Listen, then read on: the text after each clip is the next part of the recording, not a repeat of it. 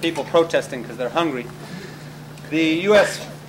Food Crisis Working Group came together at the end of a 3-day fast that some of us called and some of us took part in to indicate the 3 billion people who live on less than $2 a day or more who are suffering the hunger because of the sudden rise in food prices around the world. This is just kind of the culmination of a long process of creating a very vulnerable and very unstable and very unjust food system. So that brought a bunch of organizations together, and we launched a campaign called Ending Poverty Through the Rebuilding of Local Food Economies. And we had 2 planks and 2 efforts of that campaign. One was to work on the antitrust hearings that were taking place between the Department of Justice and the U.S. Department of Agriculture. They've had a bunch of events this year to use that as a stage to raise the voices of the people impacted by the food system. And the other plank of our campaign was to mobilize, do outreach among grassroots groups, and to convene a food justice convergence at the U.S. Social Forum in Detroit. And that's what we did. And in June, we had the first People's Movement Assembly on food sovereignty. We had a lot of events and activities in a tent in a part of the Canopy City in Canopy Village, they called it, at the U.S. Social Forum in Detroit. And for those of you who would like to read the declaration that came out of that, you can go online to the PMA 2010 website. Our declaration is out in English, Spanish, and French. It's gotten a lot of positive feedback from around the world. The importance to me of the gathering in Detroit was that I think for the first time we begin to connect food, people involved in the production, the farmers around the country are part of the National Family Farm Coalition and the Rural Coalition, the farm workers who are part of the U.S. Food Crisis Working Group and the NFFC and the food chain workers. These groups all came together with many urban agricultural groups that are fighting for justice and fair access to food in the cities. So that's the umbrella. We're trying to build a big umbrella that deals with the whole food system. And our alliance is called the U.S. Food Sovereignty Alliance. So to begin with, I want to ask the panelists, what were the highlights of the U.S. Social Forum from a food justice and food sovereignty perspective? And you can decide in what order you'd like to speak, or just come forward. So what were the highlights of the U.S. Social Forum and our food justice convergence from a food sovereignty perspective? Yeah, hi, everybody. Sorry I'm late. It's that food. I think basically what was really inspiring for me is the fact that sometimes when you do this work, you think that you're the only person doing this work or you're the only city doing this work.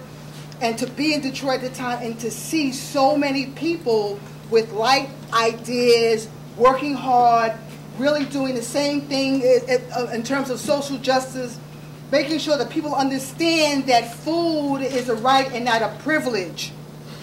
And I think what we also got out of it is that we continue to network. Till this day, we continue to network because this is a movement. This is our new civil rights movement. It's not happening not only here in New York and Detroit and Oakland and all over, but it's happening in Haiti and Santo Domingo. And it was so great to sit down and hear the voices and hear the struggles, not only here in the United States, but worldwide, and how this movement is growing and how we will not be stuck. And it's not a movement that's from top to bottom, but it's a movement, it's a grassroots movement from the bottom up. And I'd just like to quickly say, this is Karen Washington. She works on food justice and food production issues in the Bronx. We're really happy to have her on the panel. Maybe you can just introduce yourself briefly before you. Okay, I'm Joaquin Martinez. Okay. Hi, I'm Joaquin Martinez. First of all, I'll start off by saying that I come from the Oaxacan people, and the blood of the Oaxacan people runs through my veins. My mom is from Oaxaca, my dad is from Querétaro. And so I offer a farm worker perspective. Okay, I'll talk louder, sorry. And so the biggest, or the most important thing that I learned from the U.S. Social Forum was that I saw, like Sister over here was saying, we saw a lot of people doing a lot of work, with farmers, farm workers, and food sovereignty. And so what I realized was the importance that farm workers and people all over the world actually have, and the importance that they have all over the world. You know, like I was reading Che's journal, and Cesar Chavez at the time, and I kept reading how, because the farm workers were on the side of the Revolutionary Army of the Vietnam, you know, the United States could not defeat them. You know what I mean? In Delano, the people rose up, you know, with civil rights and with UFW, you know, and that was a great pivotal moment in American history. And so that was, for me, one of the most important and biggest influences that I got from the U.S. Social Forum. Thank you.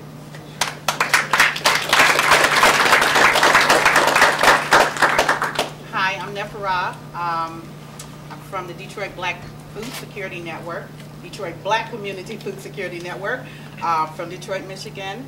And I was very honored to have the U.S. Social Forum in Detroit.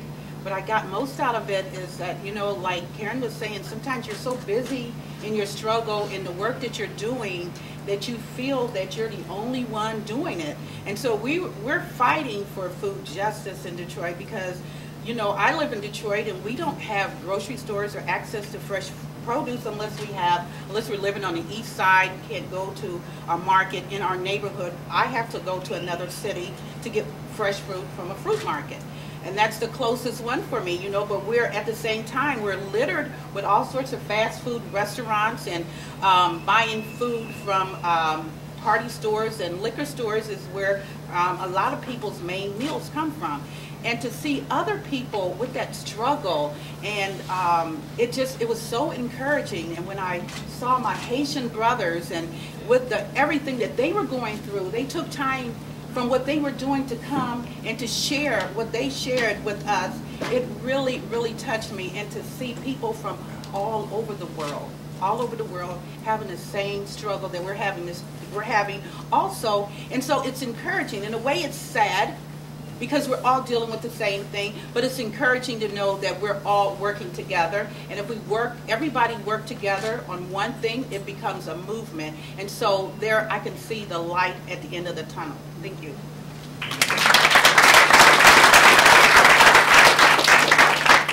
Good afternoon. My name is Bob St. Peter. I'm a landless farmer and farm worker. I live on the coast of Maine. I'm a member of Via Campesina, North America region. And I have, as part of Via Campesina, I have the privilege to travel a bit and to regularly meet and speak with farmer and peasant leaders from around the world and hear their stories. And I'm often so full up with these stories that I get home and I tell everybody to listen. And I've found I've had some difficulty in communicating the message that we do share the same struggles and that we have common enemies and that much of what we're fighting for originates in the same place. And with Via Campesina, you really get that perspective. And in Detroit, we had people from Honduras and Mexico and the U.S. and Palestine and Dominican Republic and Haiti and everywhere. We're all coming together with a very similar message that we're people of the land and that we're peasants and that we refuse to go away. And to bring that message to the United States was very powerful, and it gave me a lot of encouragement to go home and keep doing the work that I do. And the other thing that meant a whole lot is we have an altar up here, and if you have a moment at the end, please take a chance to walk up and visit our altar. When Via Campesina gathers, we often will have an altar or some sort of recognition of where we come from. And the elements are represented: water, fire, and earth, and seed. And it helps us remember where we come from. And to bring that to Detroit and to sit with this panel, you know, this is the movement that is going to change our generation. And I encourage you all to join us.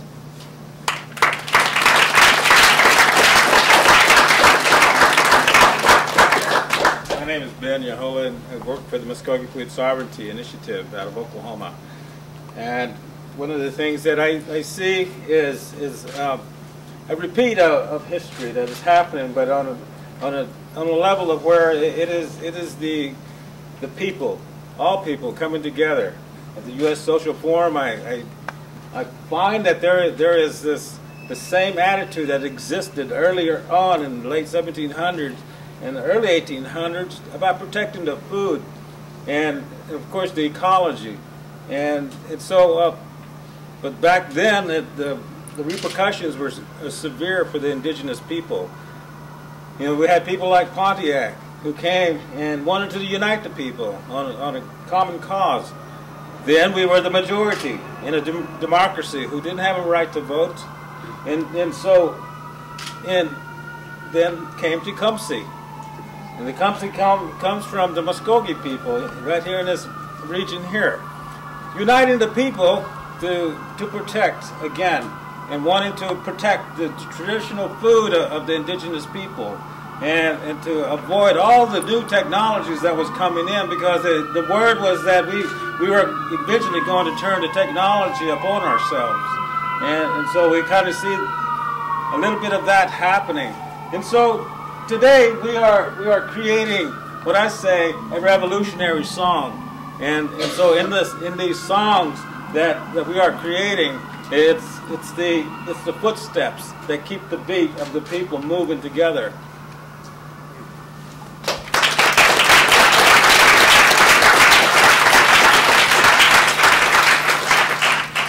Now, for those of you who are here, who were in Detroit and may have participated either directly or on the fringe, would any of you like to say what the social forum meant for you in terms of building a movement?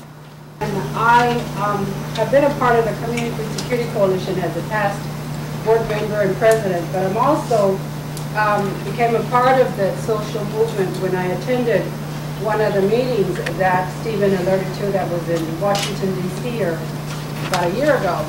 I went as a representative of the Growing Food and Justice Initiative, which is an initiative that's working on uniting people of all diversities to be a part of the food and food system.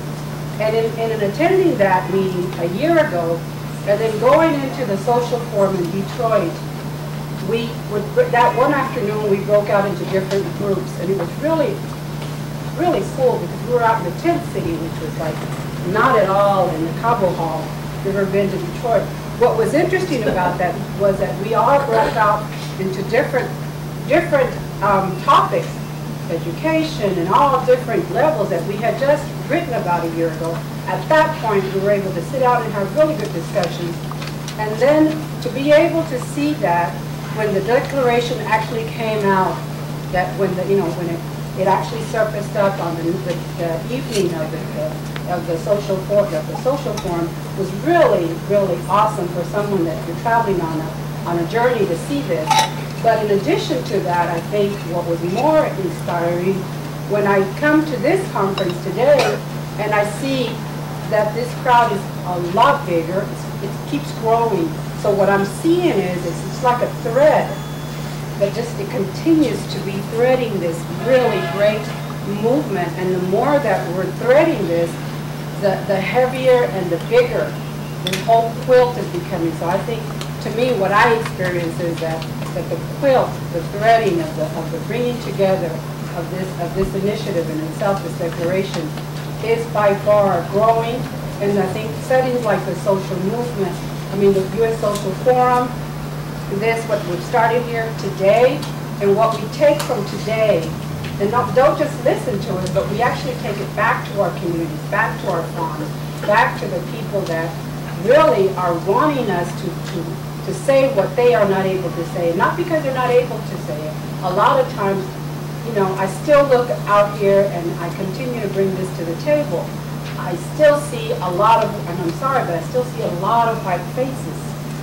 And yet, I hope, at the social forum, what you saw was a whole array of so many different colors.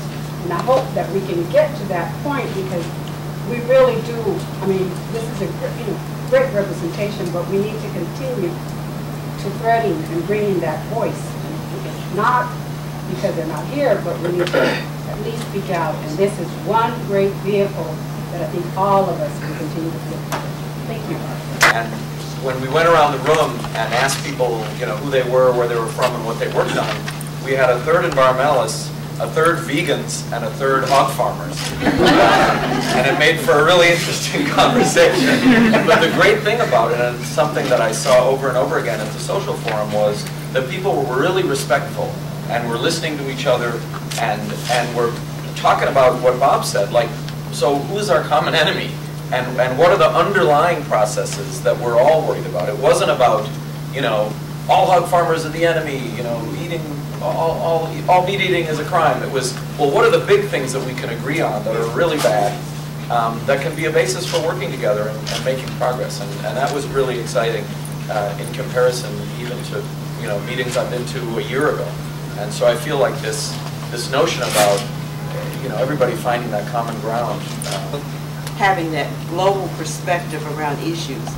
And one of the responsibilities that we have in Detroit is our water stewardship. And what I was interested in and hopeful about was the fact that in doing a water workshop from the People's Water Board in terms of how we've been dealing with water stewardship in Detroit, there was a disconnect around water and agriculture. And I saw the opportunity to really drive that issue in terms of how important it is for us to look at food and water, hunger and water together, that they're inseparable. And so that was one thing that I was informed by in terms of recognizing that. Second thing that I was informed by was the need for us as we move forward in terms of being a movement to understand how important we are as change agents. And when we're working with people's lives, I see us as important as a brain surgeon. And I think that many of us, when we're doing our work, think of social work and social change as something that's very light and fluffy, but it's as serious as brain surgery to me because you're touching people's lives. And I saw the need urgently, critically urgent, especially for white people to be trained, because there was so much disconnect about white people understanding other cultures and not understanding what it's like to be a person of color who has to understand white culture. And most white people don't understand their own culture. They don't understand white privilege and white supremacy and that kind of thing. That was very clear to me at the social forum. And while it was not something that I wanted to address because it's so huge, I felt it was really a blessing to recognize that so that it could be something that I could put on my list of accountability, because I am part of the accountability police. And I wanted to make sure that I continue to hold white people accountable for how they participate in racism, and also to have people of color understand how they participate in perpetuating racism, and also how we all can, if we really are doing a movement, work together to undo racism. And the third thing that I think that I appreciated about the social forum is the number of people who really got it in terms of how media drives an image against what really is going on in Detroit. So that media chooses to lift up the negative things so that people did not know the positive things. So they were like surprised at the hospitality. Well, Detroit people are warm people. We love people. We have one of the most multicultural communities, you know, outside of New York, and it's not recognized in terms of who we are. And so that was a good affirmation of who we are in Detroit and how we need to really be doing our own media, our own drumbeats. Because if we're going to make this movement the way it needs to be, if we rely on media to tell our stories and we don't tell our own stories, it will be lost. So I appreciate having this opportunity to tell our stories. But one of the significant things that happened that a lot of people don't know is in Detroit, a lot of organizations that had not formally worked together came together to put the social forum on, and that's very significant. So I just wanted to share that. What was really interesting to me was putting our movement within broader context. I mean, we were at a social forum with a lot of different issues. And so a lot of our comrades who work on educational justice or economic justice or other types of work were there as well. And we kind of saw, even if just by being next to them in Cobo Hall, how our movement fits within these broader social justice movements. And that was really powerful to me, because my friends were coming to the Michelle Jackson's farm and helping build the hoop house, and they weren't involved or knowing about food justice before that, but we're like, wow, this is really important work. And since then, even some of them have wanted to get involved with food justice. That's been really powerful to me. Another was just one particular workshop, not to put you on the spot, Chris, but a workshop that Chris led about with a few other people about the history of food movements, and kind of highlighting in the last few hundred years different movements around food, and kind of noticing that this isn't the only time there's been food movements, and kind of putting this within other contexts and thinking about what can those movements teach us. So it was all about context for me, and that was what was most powerful about the social forum. And also to say that I feel like this whole movement is coming out of, it's not just here since 2008. This is part of a process that's been taking place for a long time. You know, the Via Campesina has been struggling to prevent, you know, the markets, agricultural markets, to be opened up around the world. And there have been some very powerful moments of mobilization, mass mobilization, where people from the United States were present, but the main actors were people from the global south.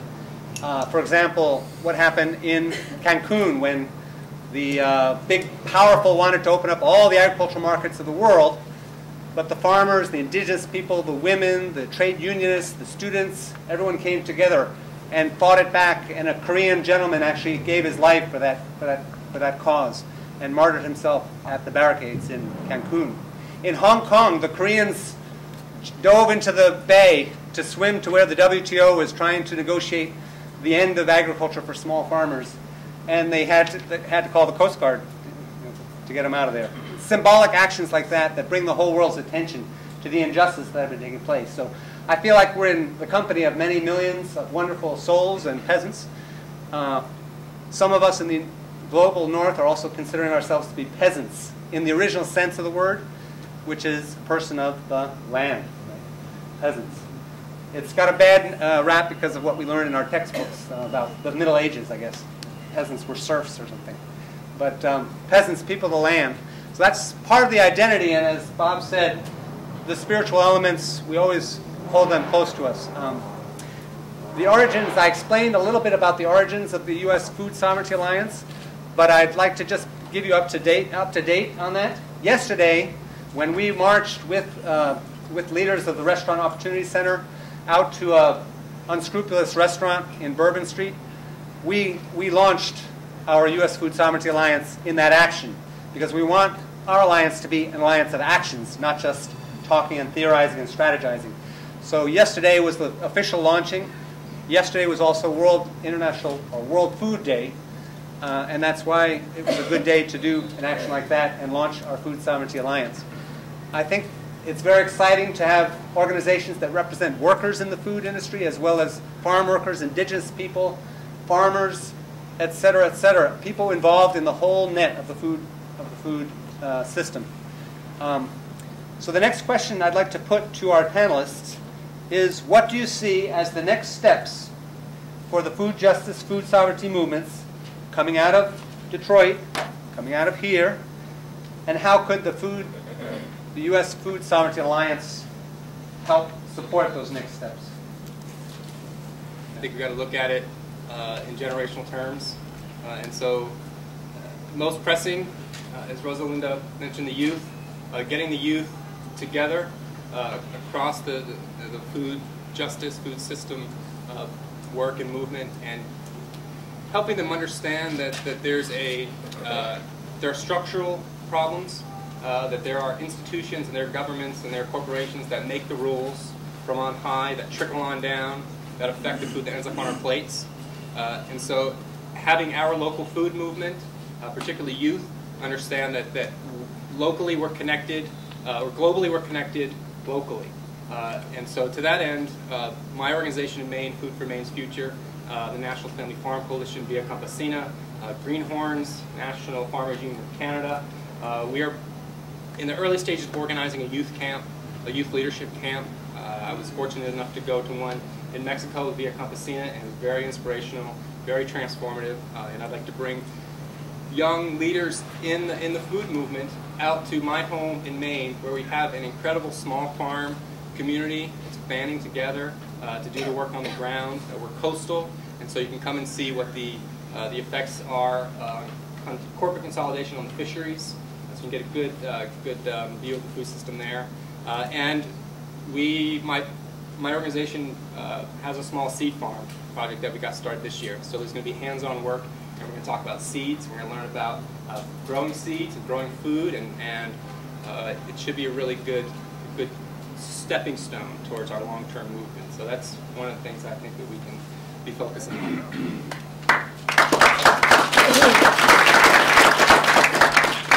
I think we should focus on hearing from our community. You know, it's so often that we feel that we know what's best for people, and maybe you might know your neighbor and you might think that you could speak for them, but you really can't speak for someone until you engage in dialogue.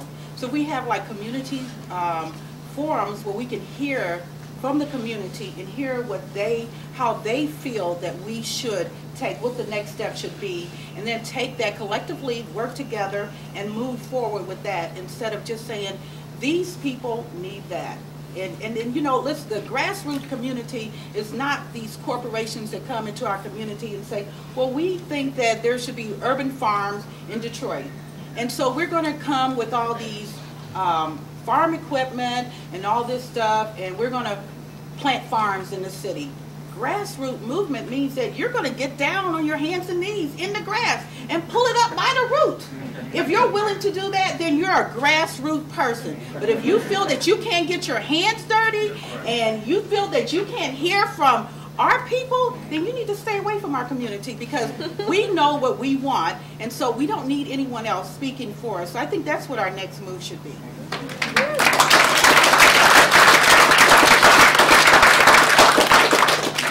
All right. I would say that I strongly agree with Bob and Neferra here. First of all, like Bob was saying about the youth, you know, I see a lot of people my age group. You know, I'm barely 17, and I see a lot of people my age group. They don't know where, you know, a radish comes from. They don't know that a carrot is a root. You know what I mean? And it's just kind of, it's almost sad sometimes, but it's also inspiring at the same time, so that people like us, everybody in this room, and people from the food justice movement as well, can go out and further spread the word, you know, plant the seeds for other people to come in and actually know what the food justice movement is all about, and that we're all interconnected. And also, like the Cesar Chavez model, like if you go talk to 100 people and 99 people will shut the door in your face, but if one person listens to you, that right there is a big difference right there. That'll make something, you know. If one person, that's all you need, honestly. So, like, I agree with Bob and Neferra and Rosalinda, my mentor, about the youth. So, spread the word, plant the seeds, and we'll get this thing going. All right.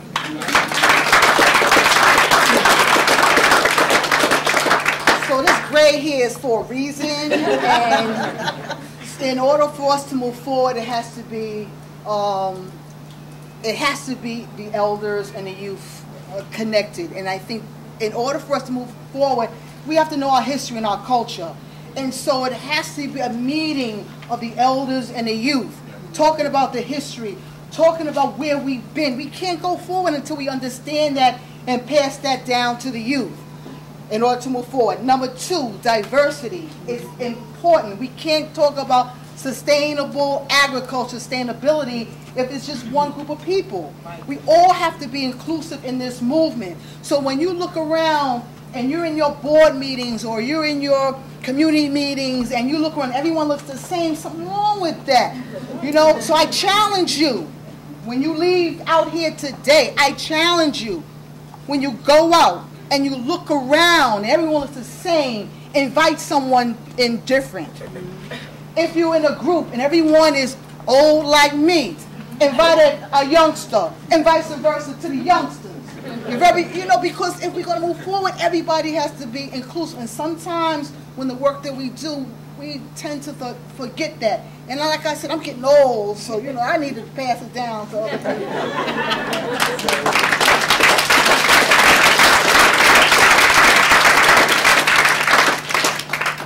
You know, next step that I see that the Food Sovereignty Alliance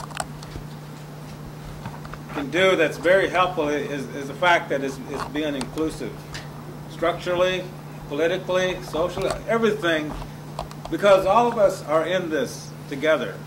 And so we reach out, and when we get back to our homes, and then yet we're still connected through our conferencing. And back home, what we're doing is reaching out to the indigenous communities across the country, in the Southwest right now, with 4 other groups, to the Tohono O'odham. I'm not pronouncing these guys' names as well as I should, but there's the Dene, and then 2 other groups I can't even pronounce. But and then here in this area too, we've already began reaching out to the Biloxi, and then the Homa, and I've been trying feverishly to connect with the Atakapa. And so these are the people that none of you probably have heard. Maybe you have, but they're here southwest of here, along the coastline. Members of the African American community, African people who mixed with the Indian community, as well as the Caucasian groups. And so they are our relatives, all of us. And so the way we look at it is that a lot of times their voice does not get heard in what happened in the oil spill. You know, the health effects of the chemicals they put out there to break up the oil. You know, the nosebleeds that's going on with his children. And the other day, yesterday, we visited some of the coastal people, and the stories they told were they hurt, because, you know, we want to be able to do something about it. And yet at times is that we are not there in numbers. And at one time the media was there, and now they're gone. You know, since they felt they capped it, they left. And so there's only one journalist there covering all of this, the issues. So we need to get them back over there. And so as members of the U.S. Food Sovereignty Alliance, you know, we need to think of those people who are getting left out of the minds, the consciousness of the American people, as well as around the world. And so this group, the next step is begin reaching out and then letting you know that this is your alliance too.